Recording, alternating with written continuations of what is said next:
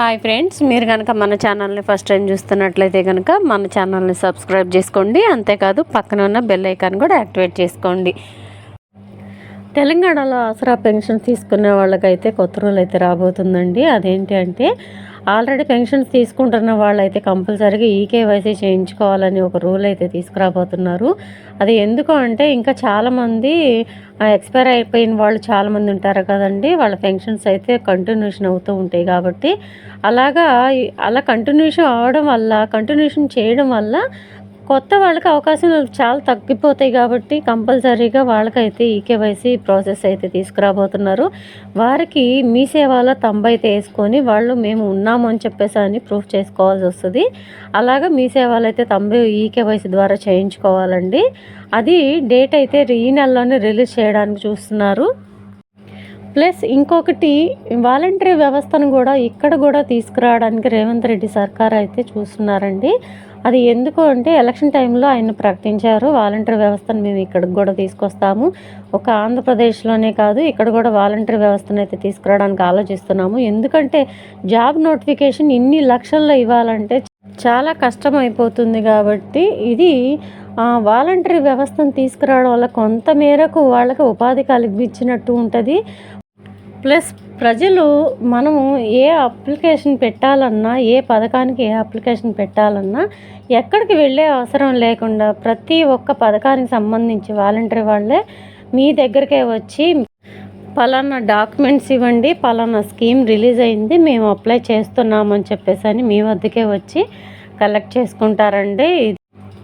ఇలాగా ఆసరా పెన్షన్స్ ఇంటికి తెచ్చివ్వడమే కాకుండా మిగతా పథకాలకు అప్లై చేయాలంటే మీరు ఎక్కడికి వెళ్ళి బాధపడాల్సిన అవసరం లేదు.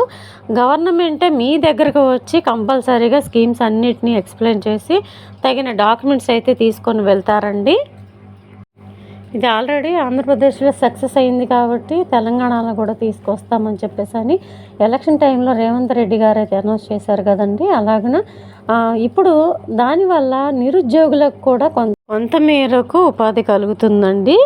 అలాగన జాబ్ నోటిఫికేషన్ అంటే అన్ని లక్షల్లో అయితే అన్ని జాబ్స్ అయితే తీసుకురాలేరు కాబట్టి ఇలాగ కూడా కొంత మేరకు ఉపాధి కల్పించినట్లుంటుంది చాలామంది నిరుద్యోగులకైతే.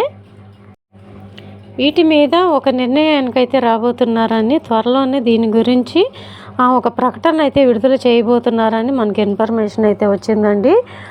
ఇదండి ఈరోజు వీడియో. ఆసరా పెన్షన్స్ తీసుకుంటున్న వాళ్ళందరికీ కూడా పాత వాళ్ళకి ఈకేవైసీ సిస్టమ్ తీసుకురాబోతున్నారు. పాత వాళ్ళు ఎంతమంది ఉన్నారు, అసలు ఇప్పటి వరకు ఎంతమంది చనిపోయారు అనేది కూడా లెక్క తేలాలి కాబట్టి ఈకేవైసీ సిస్టమ్ అయితే రాబోతుందండి. డేట్ అనౌన్స్ చేయడానికి సిద్ధంగా ఉన్నారు. మీరైతే అలర్ట్గా ఉండండి.